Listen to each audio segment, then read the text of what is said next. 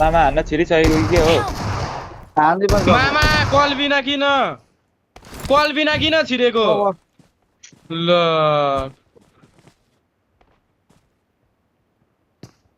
यसो हेर्नु रोन। डन्डीको तर जडी म्याच